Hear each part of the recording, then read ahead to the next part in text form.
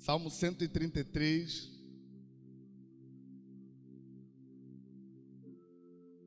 O nosso tema, o poder da unidade no contexto dos grupos de apoio.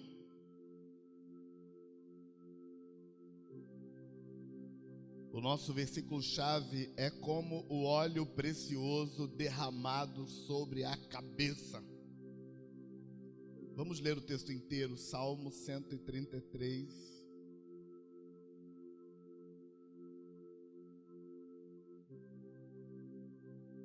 Achou? Como é bom e agradável quando os irmãos convivem em união. É como óleo precioso derramado sobre a cabeça, que desce sobre a barba de Arão, até a gola, ou em algumas versões, até a orla das suas vestes. É como o orvalho do Hermon, quando desce sobre os montes de Sião. Ali o Senhor concede a bênção e a vida para sempre. Aleluia. O Salmo 133 fala dessa unidade com a qual nós queremos trabalhar. E uma das coisas principais que nós queremos desfazer no nosso encontro desse final de semana, nós queremos desfazer o link que nós normalmente fazemos quando pensamos no poder da unidade no grupo de apoio, e separamos o poder do grupo de apoio pela unção sobrenatural e ligamos o poder do grupo de apoio pela capacidade terapêutica. É verdade que as terapias de grupo, usadas especialmente na psicanálise, produzem resultados mágicos. É verdade. E são tão bons os resultados que alguns profissionais se especializaram em terapia de grupo. E eles trabalham com terapia de grupo e muita coisa boa acontece nas terapias de grupo. Mas o que nós fazemos no grupo de apoio não é terapia de grupo. O que nós fazemos no grupo de apoio é acessar o sobrenatural pelo poder da unidade. E como nós estamos melhorando cada vez mais e cada vez mais estamos adquirindo informações, aprendendo cada vez mais, é fácil que eu e você confundamos o que nós temos com o que o mundo tem. O que nós temos é mais, muito mais, muito mais, muito mais. E porque eu não quero que você confunda, porque se você confundir, você tira Deus da equação. E se você tirar Deus da equação, você acha que sobra alguma coisa, mas não sobra nada. Toca na pessoa do lado e fala para ela assim: não tira Deus da equação. Porque quando você tira Deus da equação, não sobra nada.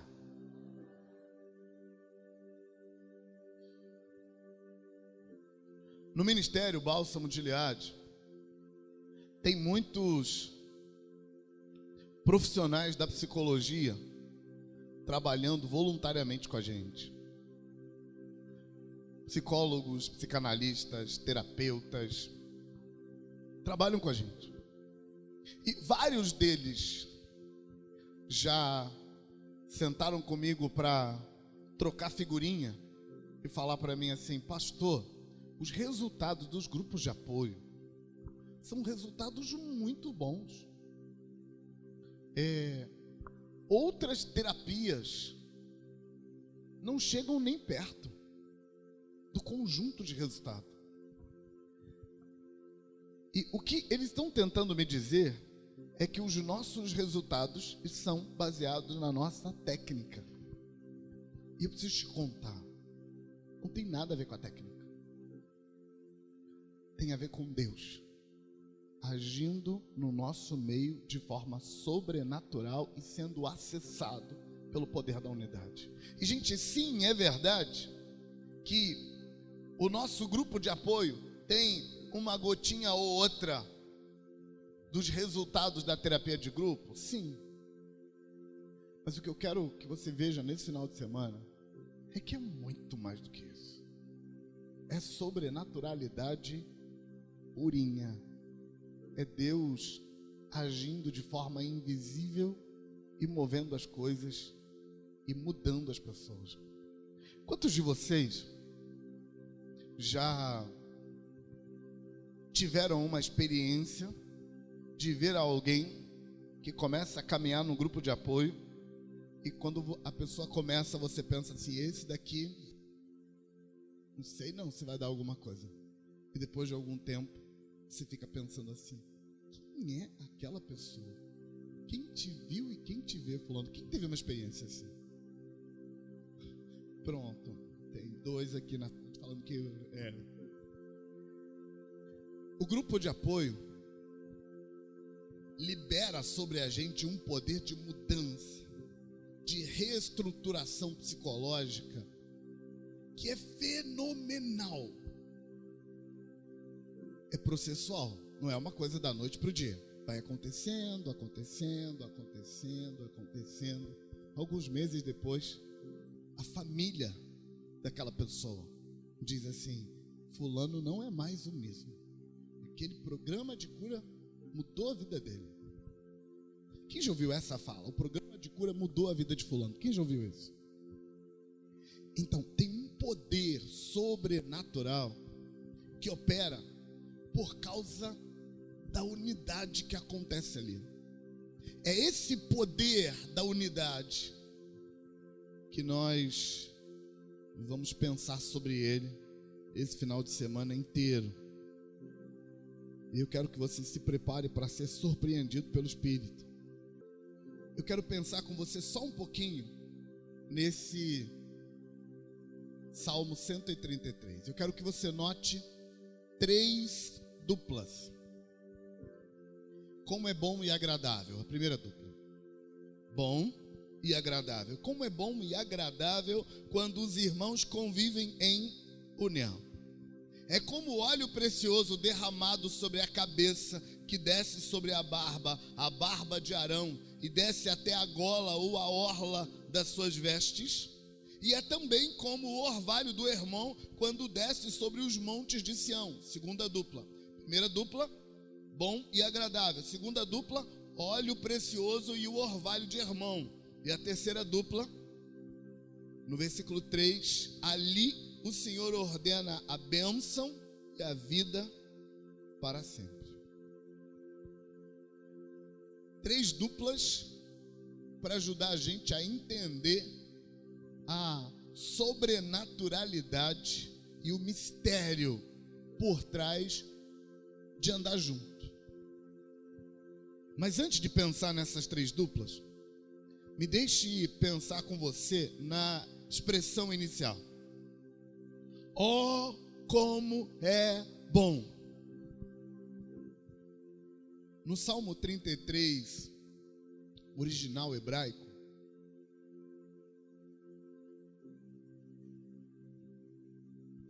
essa expressão, ela é uma expressão de admiração, de incapacidade de expressar. Isso é tão grande que é difícil expressar a grandeza. Então, eu digo, oh, como é grande. Significa que por mais que eu consiga falar muito a respeito do assunto, eu ainda não vou conseguir definir a grandeza disso. Então, o tempo todo em que você estiver entendendo o poder da unidade, registra que é mais. Quando você achar que entendeu, você não entendeu ainda, é mais. Você está aí? Toca na pessoa do lado, fala para ela assim, quando você achar que entendeu, você não entendeu ainda, porque é mais.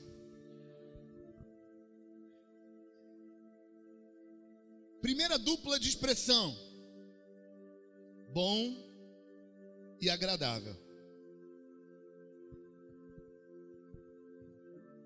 Bom tem a ver com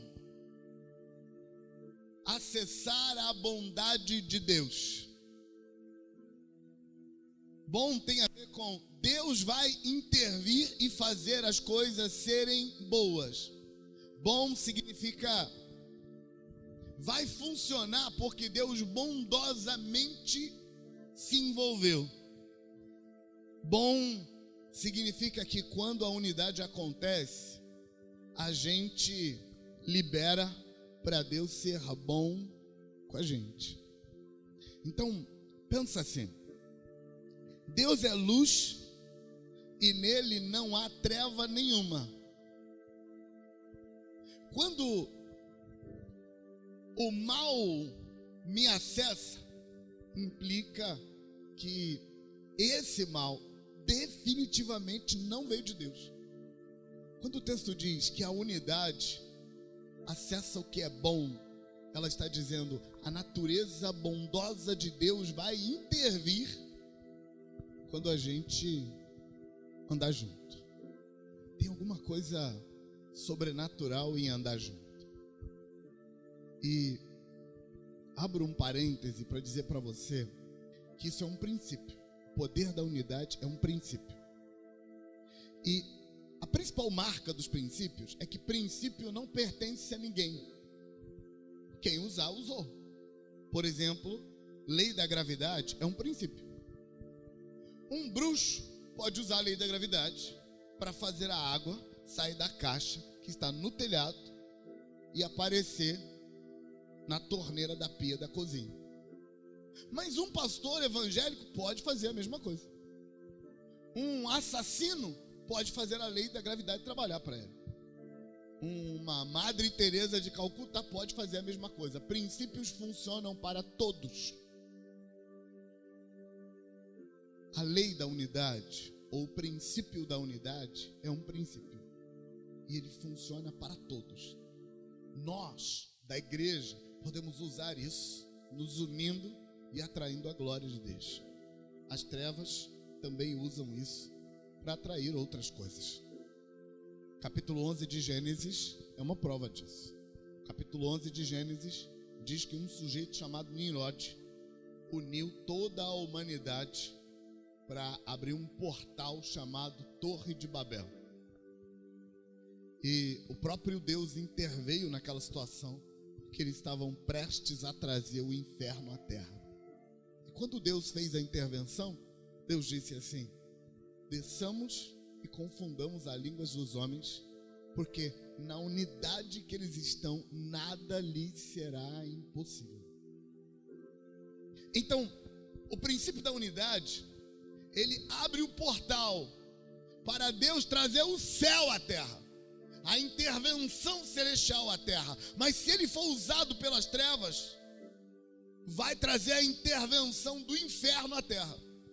O fato é que quando é unidade, a gente abre um portal e traz essa bondade. Por isso o salmista diz: oh, como é bom.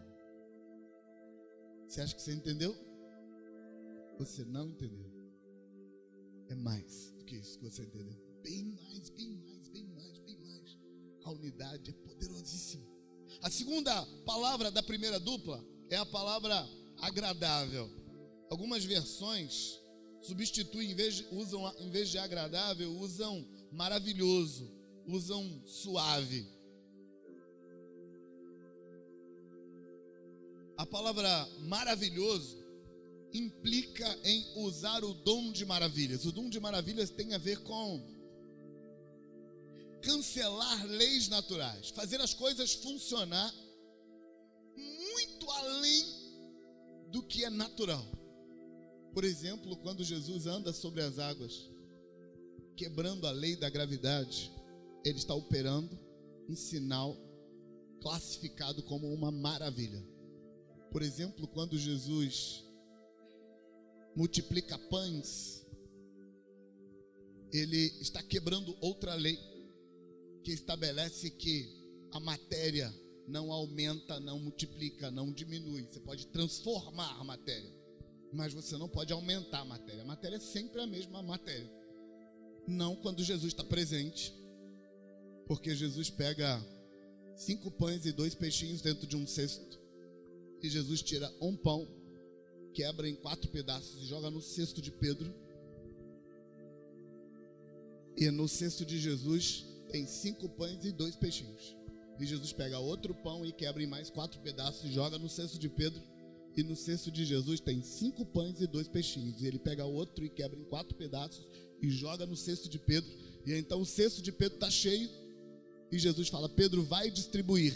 E no cestinho de Jesus tem 5 pães e 2 peixinhos. Sinal de maravilhas implica em fazer a natureza funcionar de um jeito que não é comum. Quando o salmista diz: ó, quão bom e quão maravilhoso é que os irmãos vivam em união, ele está dizendo que quando a gente acessar o poder da unidade, coisas que naturalmente não acontecem, vão acontecer. Outras versões, como a versão corrigida, por exemplo, diz: ó, quão bom e quão suave. Suave, nesse contexto, está ligado à lubrificação. Está falando da suavidade com que uma máquina bem lubrificada funciona. Está falando da mecânica da relação familiar funcionar suave, lubrificado, funcionando. Está falando da mecânica da relação social. Está falando da mecânica da vida financeira. Está falando da mecânica de todas as mecânicas. As coisas funcionam bem, lubrificadamente bem. O contrário disso seria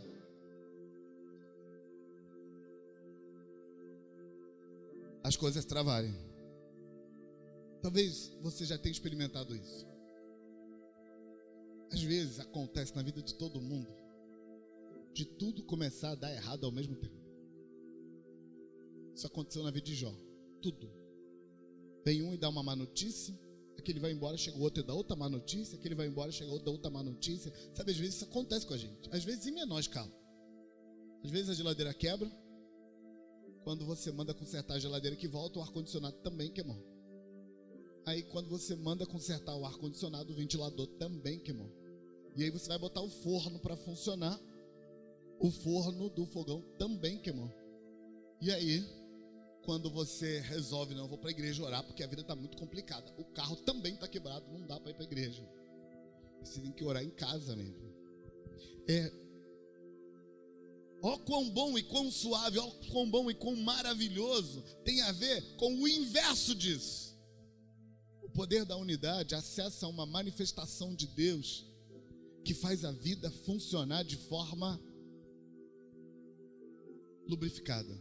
As coisas vão se encaixando uma na outra e dando certo, e uma faz a outra dar certo, que faz a outra dar certo, que faz a outra dar certo, que faz a outra dar certo, e tudo dá certo. A unidade não é isso. A unidade acessa esses poderes.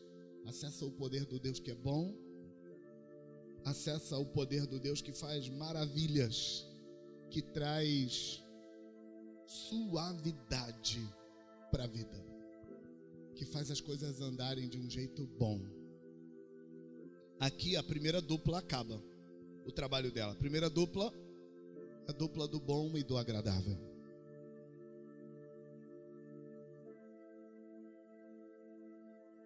Não existe poder da unidade sem dupla. 2 é o número do relacionamento. Não tem jeito. Não tem jeito da unidade funcionar sem que você se relacione. Pastor, eu não gosto de gente. Sinto muito.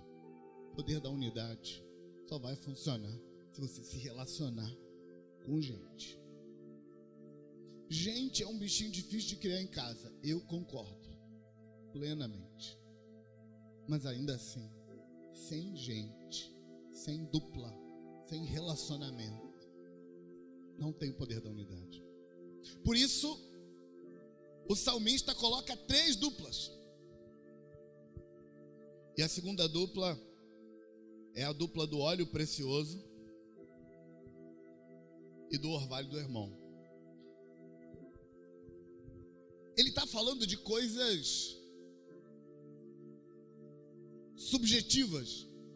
E para que a subjetividade seja explicada, ele pega 2 simbologias conhecidas de Israel, para dentro daquela simbologia conhecida, ele mostrar o poder da unidade. A primeira realidade conhecida é o óleo precioso ou o óleo sagrado que é colocado sobre o sacerdote. 2 coisas aparecem nessa simbologia do óleo. Primeiro, é a preciosidade do óleo. Esse óleo não é qualquer óleo, é o óleo para se ungir sacerdote.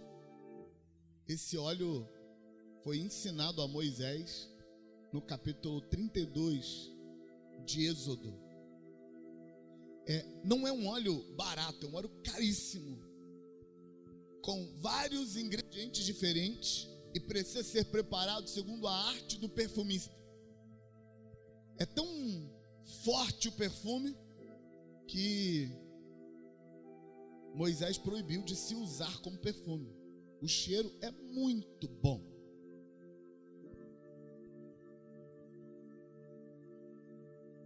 A segunda coisa que a gente nota nesse texto sobre o óleo, além de a qualidade do óleo, é a quantidade.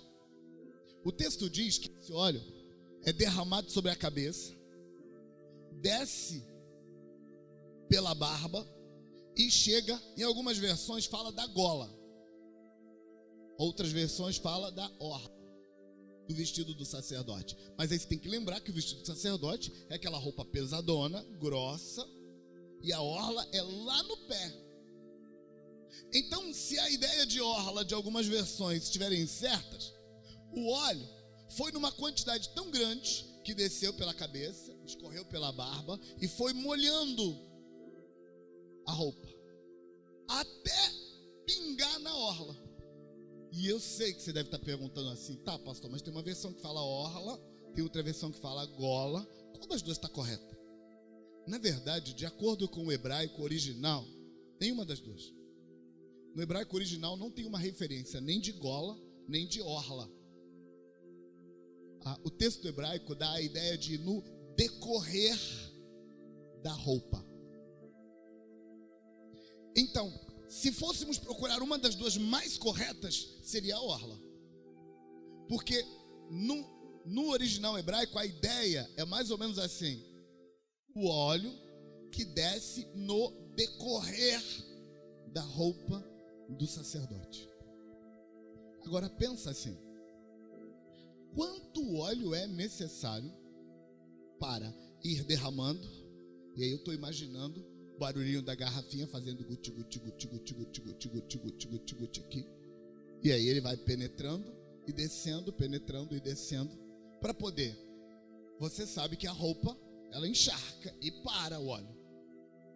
Para o óleo descer e pingar lá na orla, ou para a roupa encharcar de óleo, tem que ser muito óleo. O salmista está se preocupando em falar de quantidade. Sabe, eu vi algumas pessoas interpretar esse texto e dizerem que nos costumes sacerdotais era costume botar muito óleo na consagração do sacerdote para que chegasse nessa quantidade toda. Mas a verdade é que, embora a história não ajuda muito, porque se perdeu muita informação. A maioria dos estudantes não concordam que se usava muito óleo. A maioria dos estudantes entendem que se usava uma quantidade razoável para derramar sobre a cabeça e no máximo escorrer assim na fronte. Talvez tocasse a barba. Molhar a roupa não é muito comum se acreditar nisso. Então, o que o salmista está dizendo, quando ele fala desse exagero de óleo, ele está usando linguagem figurada. O que ele está dizendo é: pensa na unção do sacerdote. Agora exagera. Pode exagerar bastante.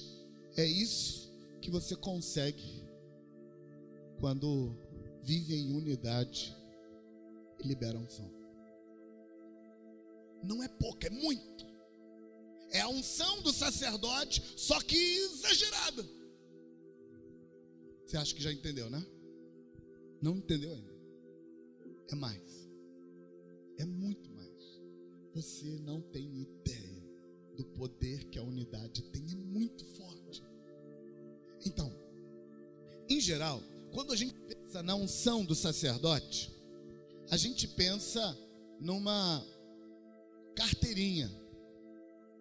É a liberação para que o sacerdote exerça o sacerdócio. Sabe aquela carteirinha que os pastores têm, que só serve para entrar no hospital e no presídio? E, gente, é muito útil, porque, por exemplo, fui visitar no hospital essa semana e só deixaram entrar porque eu tinha uma carteirinha. Mas só serve para essas duas coisas mesmo. Mas a maioria de nós, quando pensa na unção derramada sobre o sacerdote, a gente pensa que a unção é basicamente um respaldo legal para que o sacerdote seja sacerdote. Mas não é isso. A unção era derramada sobre sacerdotes, sobre reis e sobre profetas. O objetivo da unção era capacitar de forma sobrenatural para que o indivíduo que não era capaz de fazer fosse. Essa mesma ideia da unção derramada sobre o rei, o sacerdote e o profeta no Velho Testamento, ela foi transformada no Novo Testamento em unção pelo Espírito Santo, independente de óleo. Quando Paulo fala que ele concedeu à igreja apóstolos, profetas, evangelistas, pastores e mestres, o que ele estava falando é justamente de uma capacitação sobrenatural para que gente que não é capaz, seja capaz de fazer, capacitado por uma energia que não é dele. Então o que nós entendemos através da unção é que quando o sacerdote exercia o sacerdócio, ele não estava fazendo alguma coisa que estudou para fazer. Ele não estava fazendo alguma coisa que se preparou, que treinou para fazer. Ele estava fazendo alguma coisa que sobrenaturalmente foi capacitado. Era assim com o rei. Deus pega um garotinho a laço, cuidando de ovelhinha, derrama um óleo na cabeça dele e diz: tu és rei. Agora ele era mesmo. Os profetas, mesma coisa, o óleo era derramado. Mas o grande problema é que nós não entendemos ainda. Porque toda vez que a gente vê um sacerdote ungido se movendo e fazendo o papel dele, sabe o que a gente pensa? Pode fazer teste de QI. Tem QI acima da média.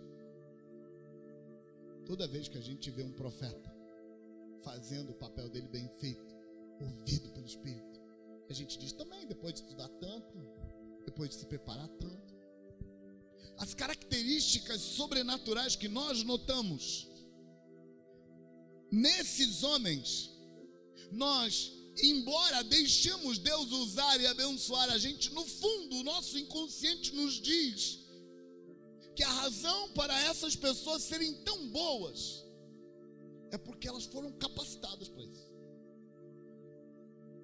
E na verdade, o poder para ser sacerdote vem do óleo derramado na cabeça de Arão.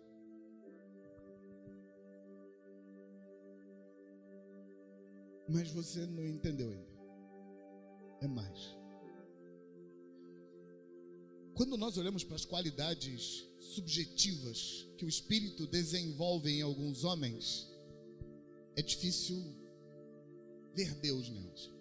Então eu peguei um outro homem que também foi movido pela unção e peguei uma capacidade dele que não está na área da subjetividade, está na área da objetividade.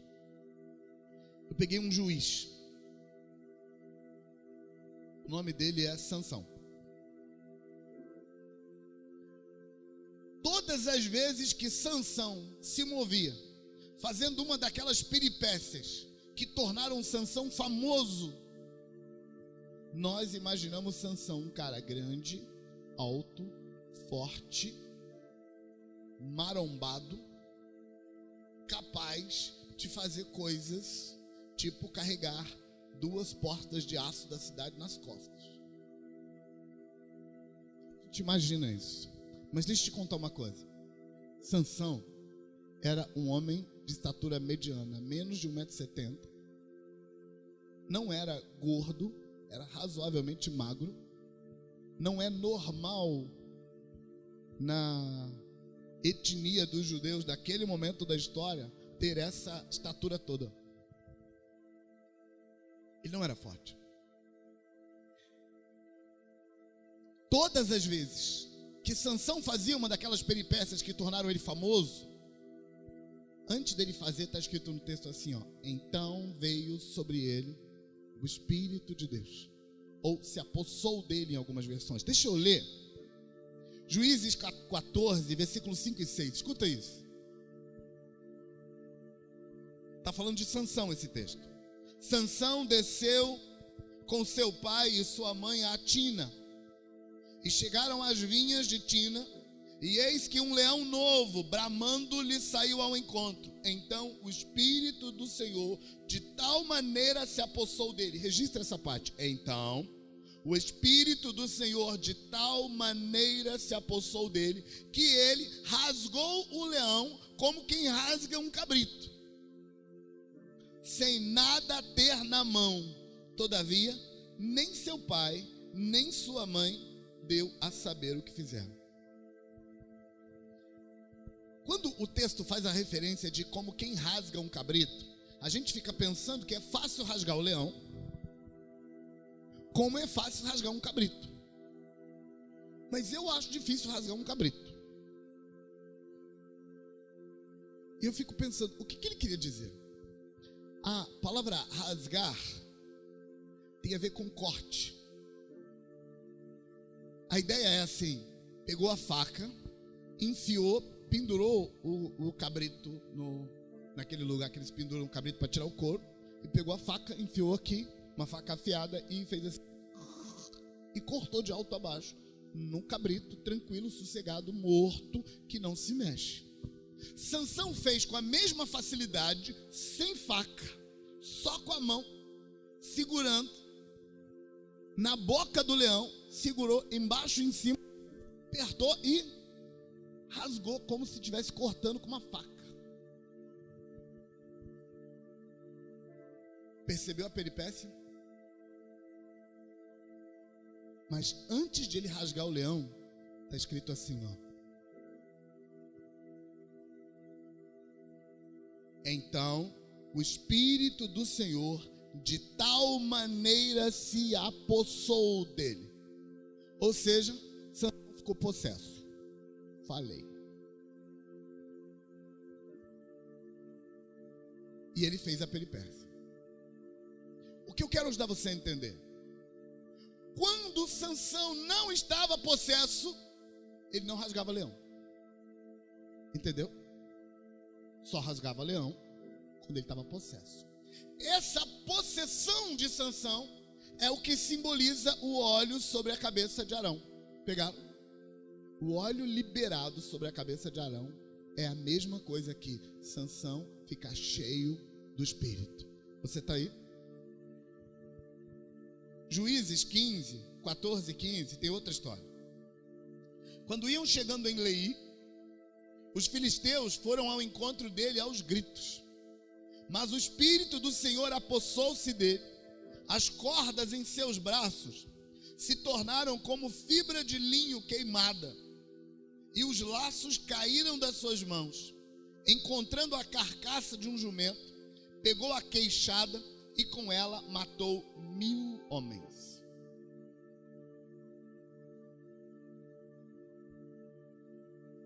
Ambiente aberto. Sansão está cercado por 1000 homens. Não é um ambiente montanhoso, cheio de lugares onde Sansão podia usar o ambiente como arma. Era ambiente aberto, livre, e Sansão enfrenta 1000 homens, tipo o Neo no Matrix, assim, mais ou menos. Mas o que eu quero te chamar a atenção é para o fato de que antes de 1000 homens caírem, aliás, antes de Sansão quebrar as cordas, porque ele estava amarrado, quem amarrou Sansão? O povo dele. Os filisteus fizeram uma ameaça com a aldeia dele e falaram assim: olha, se você não amarrar Sansão e entregar ele amarradinho para nós, a gente vai invadir sua aldeia e matar todo mundo. O destacamento estava lá esperando para ou receber um Sansão ou invadir uma aldeia. Eles foram lá prender Sansão e Sansão falou: só quero que vocês me façam uma promessa, vocês não vão me matar, vão me entregar vivo para eles. Fechado, Sansão, pode amarrar à vontade. Amarraram, bem amarrado. Levaram Sansão amarrado e entregaram para os filisteus. Tá entregue? Tá entregue. Beleza, agora pode ir embora. Deixa eu e os filisteus que a gente se resolve aqui. E aí o texto diz: o Espírito do Senhor veio sobre ele. Todas as cordas que amarravam ele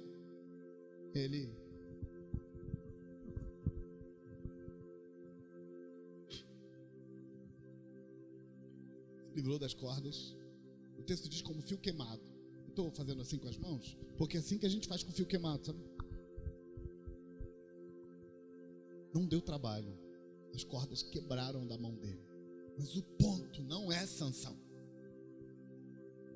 Ele ficou possesso. O Espírito de Deus veio sobre ele. E ele ganhou as habilidades para derrotar 1000 homens numa batalha. Por que eu estou te contando de Sansão? Para você comparar com as habilidades desenvolvidas no sacerdote. Quando um sacerdote exerce o sacerdócio movido pelo óleo derramado na cabeça dele, ele está usando a capacidade dele, a capacidade intelectual dele, a capacidade de influência, a capacidade de comunicação, a capacidade de oratória, a capacidade de convencimento dele, tanto quanto Sansão usou a capacidade humana dele para rasgar o leão. Por que eu tenho que apelar para Sansão? Porque a maioria de nós, quando vê o sacerdote fazendo bem o papel dele, inclusive o sacerdote, a maioria de nós que o sacerdote é inteligente, é capaz. Gente, que pessoa inteligente, perspicaz, meu Deus. Mas eu preciso te contar, não está nele a capacidade. A capacidade é dada pelo Espírito. E agora que você entendeu que a unção que faz Sansão funcionar é a mesma unção que faz Arão funcionar, então Arão não era super capaz por si. Arão foi capacitado quando o óleo caiu na cabeça dele. Agora que você entendeu isso, então o texto diz que quando a gente vive em unidade, a nossa unidade opera em nós do mesmo jeito que o óleo opera em Arão. Você está aí? Ou seja, Deus tem um plano para a sua vida. Deus tem um conjunto de ferramentas para você. Mas esse conjunto de ferramentas que Deus tem para a sua vida só funciona bem quando o óleo flui. E o óleo flui quando a gente está em unidade. A maioria absoluta de vocês, eu não consigo ver nenhum que não se encaixe no perfil que eu vou citar agora. A maioria absoluta de vocês participam da igreja, de uma comunidade, e aí participam do culto de domingo, normalmente um culto na semana, não é? Já aconteceu com você de você ir para o culto no domingo, depois de uma semana de muita fofoca na igreja?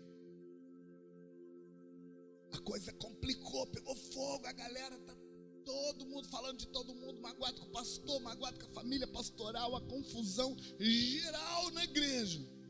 Todo mundo falando de todo mundo. Todo mundo magoado. E aí vamos para a igreja domingo. Chega na igreja, você sabe que nos bastidores o clima tá pesado. Como é que é o culto daquele domingo?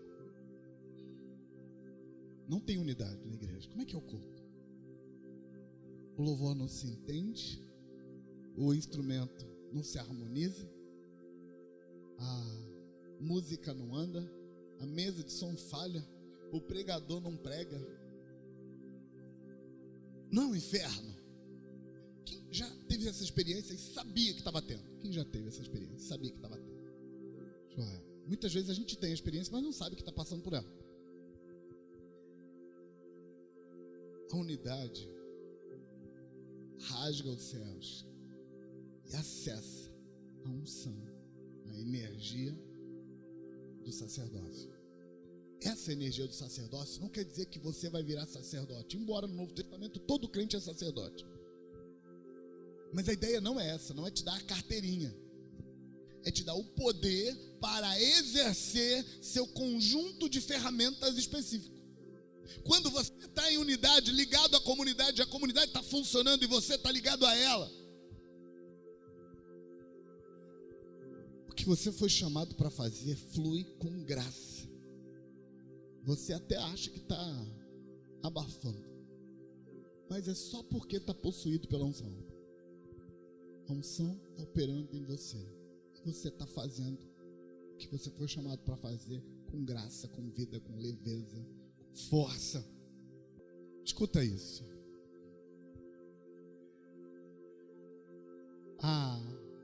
O segundo elemento da dupla, junto com a unção de Arão, vem o orvalho do irmão. A unção de Arão equivale à intervenção divina para fazer a gente funcionar. E o orvalho do irmão? O orvalho do irmão equivale à prosperidade. O orvalho do irmão tem a ver com o gelo acumulado em cima do Monte Hermon, que os ventos do norte trazem em forma de umidade, e sem que tenha havido chuva, a terra é umedecida e as plantas crescem no Vale do Jordão. Em dada época do ano, aquele gelo lá do norte derrete, enchem o lago chamado de Águas de Merom, que fica no norte, enchem o mar da Galileia, escorre, passa pelo Jordão e fertiliza todo o vale. As cheias que antigamente fertilizavam o vale não acontecem mais, porque Israel faz racionamento de água lá no norte, no mar da Galileia. Eles fazem racionamento e só deixam passar pelo Rio Jordão a quantidade que eles querem que passa mesmo. Mas a prosperidade que aquela água faz brotar no vale continua até hoje. O gelo do Monte Hermon continua fertilizando o Vale do Jordão pelos séculos dos séculos, misteriosamente. A quantidade de chuva na região é tão pequena quanto na região deserta ao redor. Mas quando você olha no mapa do mundo, você percebe que aquela região ali é verde no meio de um deserto cinza, um deserto de pedra. Ali é fértil. E é fértil porque tem uma bênção misteriosa. Como que não choveu e dá tanta bênção? Como que não choveu e a terra produz tão bem? Porque o orvalho do irmão veio. E o orvalho do irmão fez a prosperidade crescer. Esse orvalho do irmão tem a ver com aquele mover de Deus que prospera você. E no final das contas você olha para suas contas e fala: a conta não bateu. Teve uma irmã na nossa igreja um tempo atrás, ela foi testemunhar na passagem de ano. Ela disse: irmãos, esse ano eu comprei meu apartamento, eu terminei o apartamento, decorei o apartamento, comprei móveis para o apartamento. Graças a Deus eu fechei o ano entrando no apartamento. E ela disse: mas tem uma coisa, eu vou fazer as contas, não bate. eu gastei muito mais para terminar o meu apartamento, mas eu não sei de onde que eu tirei o dinheiro para botar naquele lugar. Não bate a conta. A bênção do irmão é essa sensação, essa percepção de que eu estou indo muito além do que as contas permitem. Eu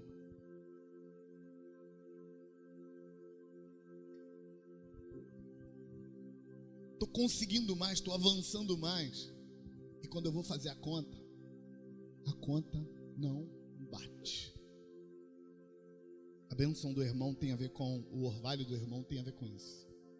Mas lembra que o orvalho do irmão faz dupla com a unção de Arão. E essa dupla também é acessada pelo poder da unidade. Quando tem unidade, a unção de Arão e a bênção do irmão fluem. A última dupla, e nós vamos terminar agora, é a dupla da bênção e da vida. O salmo termina com outra dupla. Ali o Senhor concede a bênção e a vida para sempre. A bênção é liberação,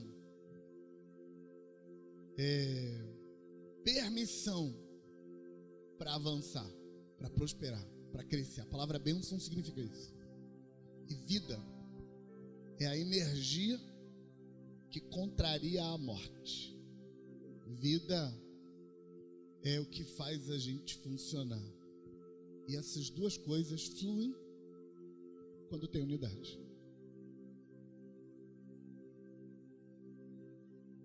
Duplas de relacionamentos.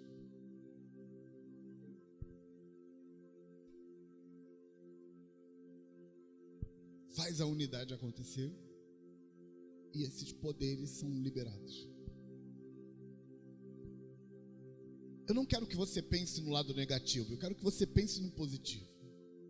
Mas uma das formas de entender o positivo é entender o negativo.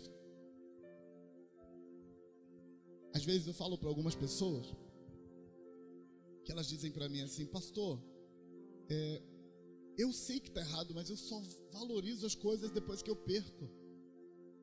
Depois que as coisas estão perdidas, aí é que eu vou valorizar. E eu sei que está errado. O que eu faço, pastor? Normalmente eu passo para elas um exercício. Se imagine perdendo e agradeça antes de perder. Porque se você não agradecer, vai acabar perdendo de qualquer jeito. Então, se veja perdendo. Imagina como vai ser se você perder isso. Essa pessoa que você não está valorizando, se perder. Ah, pastor, se eu perder eu vou valorizar. Então imagina perdendo e valoriza. Eu quero fazer essa dinâmica com você. Uma das formas de você entender o poder da unidade é você entender a vida sem ela. Entender como as coisas andam se você não tem unidade, se você não tem ligação, se não tem um link com muitas pessoas se unindo a você para te empurrar para frente. Como a vida é. Então, é só você andar na contramão do bom e do maravilhoso. É só você andar na contramão da unção de Arão e da bênção do irmão. É só você andar na contramão da bênção e da vida para sempre. Então, quando não queremos andar em unidade, quando nós somos individualistas, egoístas, egocêntricos, quando nós temos dificuldade de desenvolver empatia com o outro e com o mundo dele, quando nós temos dificuldade de compreender o outro e a vida dele, quando nós nos isolamos no nosso próprio mundo e não queremos conviver, não queremos viver, não queremos estar junto, o resultado disso é que acontece exatamente o contrário. Em vez da unção fluir, ela para de fluir. Em vez da bênção fluir, ela para de fluir. Em vez de ser bom e agradável, passa a ser ruim e desagradável. E não, eu não estou falando dos benefícios psicológicos, porque psicologicamente, vamos falar disso amanhã à noite, sobre a bênção psicológica de viver em unidade. Não, mas não é disso que eu estou falando aí. Por enquanto estou falando só do espiritual. Eu não estou falando que você, por não conviver, por não se relacionar, por não matar a sede da sua alma, isso causa depressão e ansiedade. Mas não é disso que eu estou falando. Eu estou falando de em unidade. Onde estiverem 2 ou 3 reunidos no meu nome, eu estou ali no meio dele. A falta disso faz com que a sobrenaturalidade pare de fluir e as coisas passam a desandar para você. Então, a melhor forma de entender como é quando a unidade acontece é entender quando ela não acontece. A unidade é poderosa e sobrenatural para te empurrar para uma versão melhor de você mesmo. A unidade é poderosíssima e você precisa dela. Então vou te dar uma pergunta para levar para a cama. Considerando que a unidade é isso tudo, que a unidade é tão poderosa